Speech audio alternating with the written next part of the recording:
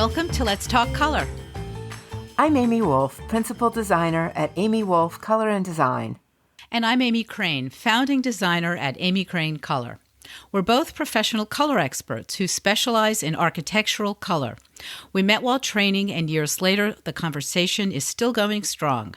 We both live our lives immersed in color and design. We often agree, but sometimes we don't, because color is personal. Color truths, however, are universal. In each episode, we'll unravel the mystery of choosing color for your home or business, both inside and out.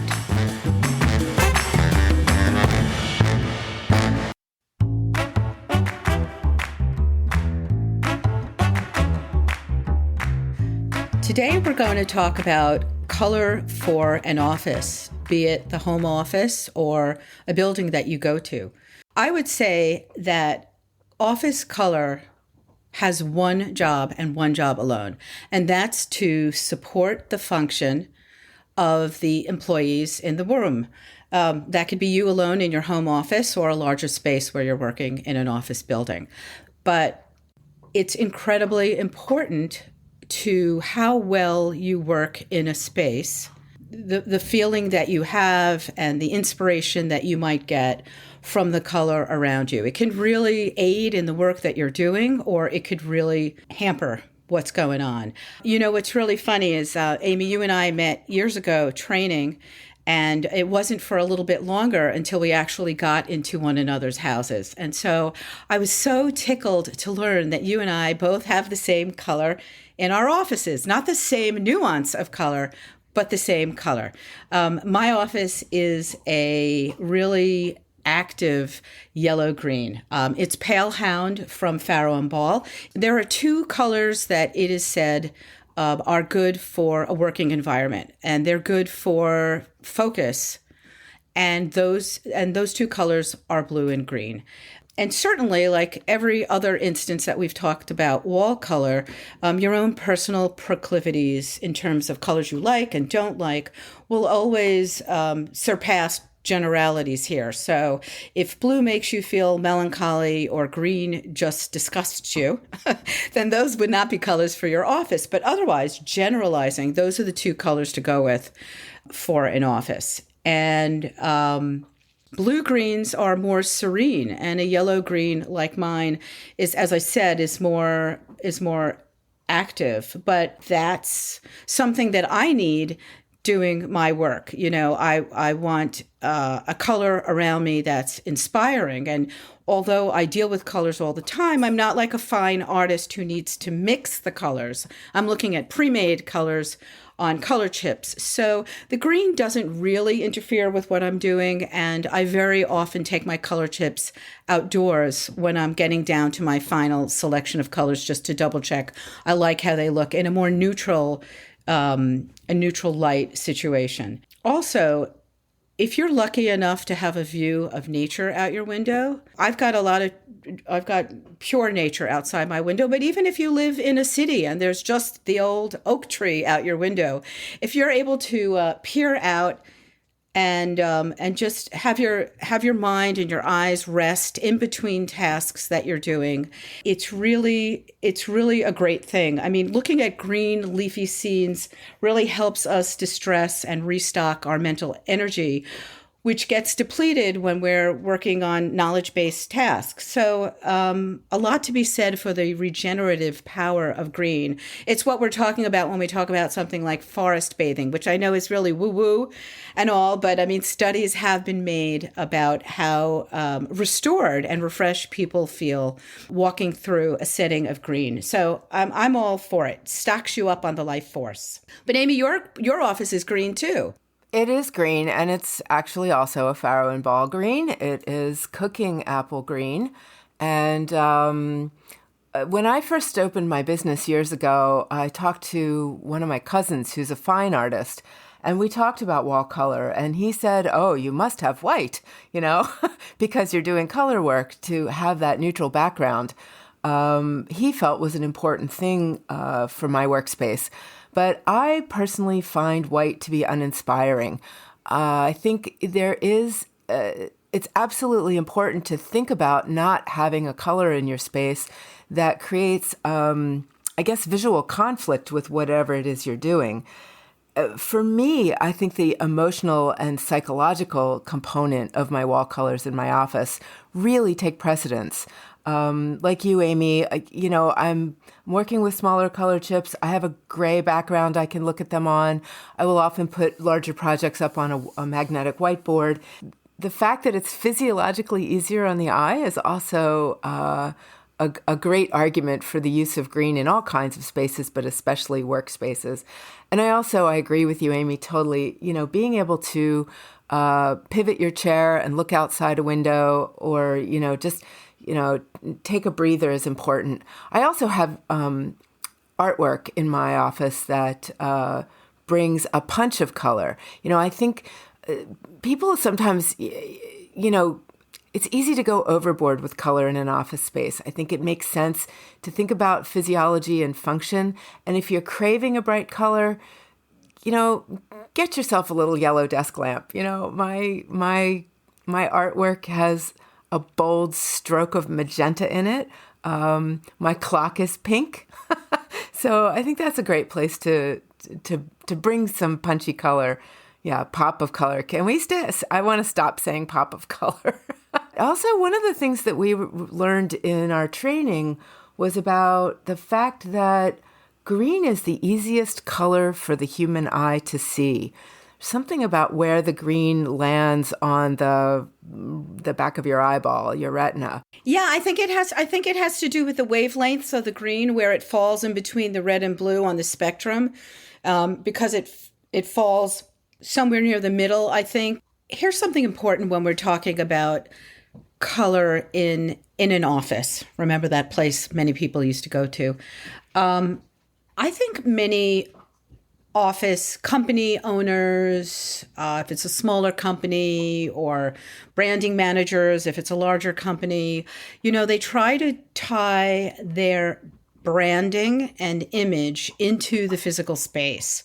So in other words, if your branding colors were X, Y, and Z, then they make sure to have X, Y, and Z in the office. And I think one really has to be careful to separate apart your branding goals and schemes and the idea of creating an image for your company with the kind of space that you're supplying to your workers to work in. Because, you might have a really bright, kaleidoscopic logo and image, and that kind of environment just isn't good for people to be working in. And you can't, one can't be subservient to the other, because ultimately you need your employees to be comfortable and, beyond that, highly functional and effective in their space. They've got to know, they have to be able to focus and work continuously throughout a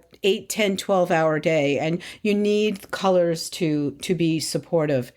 There's a practicing environmental design psychologist, that's a mouthful. Her name is Sally Augustine, and she has extensive experience integrating science-based insights and to develop recommendations to design spaces that are supportive for cognitive, emotional, and physical work experiences. So she talks about colors for the work environment and how to optimize spaces that we live and we work in. And her number one color, and this is based on science, for focus and creativity is not exactly your and my green, Amy. It's a sage green. It's a muted green, a gray green. And that's interesting. Red has been tied to degraded analytical performance. So it's supposed to stay out of an office. And I giggle because although my walls are these yellowy greens, I have tiny bits of accent in my office, in my rug. And it's a deep, deep red, but it's on the floor, and it's not really in my visual frame as I'm doing my work. Color affects our mood, as we've said so many times before. And creativity, when we talk about creativity, we're not talking about, being a fine artist and being a painter, although that might be your job. We're talking about creative problem solving, and that's what we're talking about. Colors helping you with and influencing you with. She also says that this is really interesting. A lot of men out there will like this. But her studies have found that unpainted wood where the grain is visible calms the human brain just the same way that nature does. So there's a vote for all the guys out there who want to keep the wood stain going in the house. I know that's a constant push and pull in the color consultations I have when I go to people's houses, not talking about offices right now, but just in general. I come in and it's a couple and the women say like, can we paint the wood trim? And I said, yeah, sure, we can paint the wood trim. And then they pull me inside and said, my husband won't let me. So I don't know what that male-female tie to the wood stain is, but anecdotally, I believe that it's so. It's definitely a thing. It's interesting what you say about the wood grain. During this last year and a half of so much working from home, one of my projects was to design an office space for some longtime clients, and they were setting up a room in their basement for both of them to work from home. And what I chose to do in that space, because it was a basement room, no windows, no natural light, I was looking for ways to bring in a sense of nature. And I used a really beautiful, almost tie-dye looking shibori patterned wallpaper from Tebow that had, it was a white background and it had soft, watery blues and greens in it. And I would say that shibori pattern, which is a Japanese design based on dyeing folded fabric or paper. You can look that up if you're curious. But the shibori pattern, in a way, does have a similar movement to wood grain, And that was exactly why I chose that wallpaper. I wanted something that gave my clients a place to turn away from their screens, look at something restorative and restful, but had a repeating pattern that in a way almost had a meditative quality to it. And what's also interesting is that the walls and the ceiling had a lot of activity going on. There was ductwork and a lot of movement in the ceiling. So we just wrapped a single color on the rest of the walls and the ceiling. And it was a, drum roll please, pale sage green. So I guess there's something going on there. It is very, very restful. It is. Yeah. One thing that's been new-ish this past year with everything we've all gone through and so many folks working from home now is the whole Zoom thing. I am so grateful that I don't have to do it for my work. When I talk to clients, I do it just on the phone so I can be looking at visual materials at the same time. But, we've all had so much more experience now with conversing with people through Zoom or some kind of video chat. And it's interesting to see the kind of backgrounds that people put up behind their heads. And some of them are artificial. You could just pick the background. I have a friend who's got a fishing scene behind, and it just makes us all giggle because he's an angler. And other people who are choose other kinds of backgrounds. And then, of course, there's the whole, well, I'm just going to use my house. Where should I be sitting for this meeting? Amy, you have had a fair amount of, in some of the consulting you do, you have had a lot of Zoom meetings or video chat meetings with people. What do you think about when you think about the background that they see when they're talking to you? As a visual person, what I find to be true is that whatever's going on in the background is somewhat distracting for me personally. And so I think that if I want people really paying attention, I think the less busy and the less interesting really our background is, the better. I have a regular consulting contract with a large manufacturer of building materials, and we've been working together since the winter. And I started out with a white background, with a little bit of bookcase showing. And it just, I don't know, I'm just happier at my desk. So I've done my best to clear everything off from behind my desk. But I spend so much time kind of pivoting back and forth with materials. So I think there we go with that whole functional aesthetic continuum.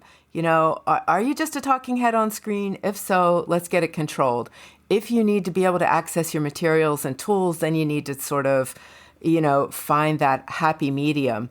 I personally find the backgrounds that people are able to impose can also be distracting because I don't even know how to describe this, but the way your head sort of, sits on the background and kind of comes and goes and it like cuts in and cuts out. I don't know. It makes me crazy, but I guess that's because I'm visual and I find that stuff distracting. I did have somebody at some point ask me about good colors for backgrounds. Like if they were going to paint a wall and have a whole solid background of color, what would they use? My advice was to, choose a color that you look good in, that's not too strong, but still flattering, kind of like picking a nice bathroom color that you look good in so you can start the day feeling happy. But I don't know. What do you think? What would you advise people to do for one solid background color for Zooms? I would not go with a totally colorless neutral like a gray or a white. I'm in agreement with you. I think something that sort of settles back, sits back, doesn't impose itself on you, but is constant, is soothing, so not too saturated. Muted or light would be good. And I think anything that's sort of muted or light would be good. I'm an avid PBS NewsHour watcher, and this past year, all of the reporters have been remote from home. And I have to say, and I've heard other people write about this in comments online and in newspapers and stuff. My eye immediately goes to the cat that's roaming back and forth on the sofa, or the large color photo of a woman diving into the air, or just, they're talking and my eyes are scouring their bookshelves like, oh, there's a picture of Gwen Ifill. Ooh, was it a little bit to the left the other day? And, is there something new on your bookshelf? And I got to tell you, it totally distracts from the verbal message. My mind is going other places, and then I have to no, get back to what they're saying, So I think a lot's to be said for it to not be too busy or too interesting or moving back there behind people's heads. Right. So I want to return back to that question of color and personalization and decorating and the functional aesthetic continuum, and talk about that gold, that bright gold that we heard about somebody putting in their office recently. And I just want to get specific about talking about colors that are visually hard to be with in a space, colors that are strong, that are buzzy. We've talked a little bit about, the way we love greens and why we love greens and why Sally Augustin loves greens. But let's talk about some other colors I think that probably should be no-goes. One of them I think really is yellow. I had a dear friend years ago who, when we first met, she had her color story, which was, my office is yellow and I'm a highly energetic person and I just can't settle down to get my work done in my office. She was a jewelry designer, so she was also doing creative visual work. She loved bright yellow. It was really suited her personality, but physiologically it wasn't a supportive color for her. So, we were engaged in that conversation about a bright gold office, and you and I both were kind of like, oh, I don't know about that. It's a little strong. So, I think navy blue would be a great color for an office. It's got some gravitas. It's not overstimulating. It's calming, depending on the light. I think navy blue is a great way to go. Maybe complex neutrals, but no gray. Please, no gray. Right? Can we just be done with gray? Yeah, I think navy blue good. I think all kinds of blues are good. I mean, not an electric blue, not a cobalt blue. I think you have to use it. Either use saturation to make something livable with by graying it down, or use black or white to make it darker or lighter, so it isn't the saturated, full chroma version of a color. That's the key. I just have to interject this, and this really isn't an office related comment, but I get so many different emails every day from different websites and online publishing venues and all kinds of stuff. I can't even keep up with them. I read like a tenth of them, but I got one today from Decor online magazine or something from the UK. And it said, the number one color in the UK now in sales for interiors is Faro and Ball Purbeck Stone. That's gray, folks. Oh my It's a God. mid-tone gray, and sales of Purbeck Stone are up this year 1,292%. Wow. So wow. gray ain't dead. Yeah, we may want it to be, but not. I did pale pink in an office for a client a number of years ago in Virginia, and she's still, I heard from her recently that she's still quite in love with that pale pink.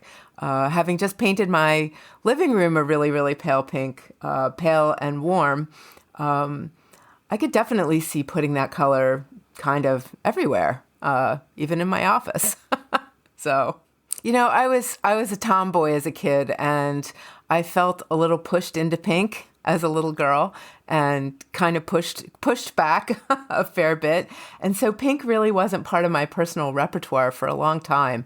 And I'm happy that it's back. It really is. It really is a humane color and a nice color to live with. So, and I think, to that end, a soft peach. I know people have issues with peach, but, a really soft peach, pale yellow, that was another part of our, not pale yellow, but, a yellowy pink.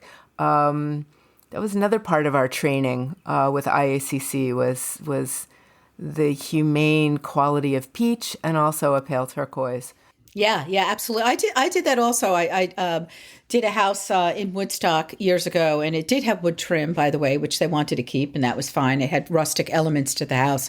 There was a small office facing the front of the house. It was small. It had a lovely view of greenery and all, and it was the wife's, and she said, pick me a pink. It was like, she thought about it. There was no discussion, and she had a warm pink also.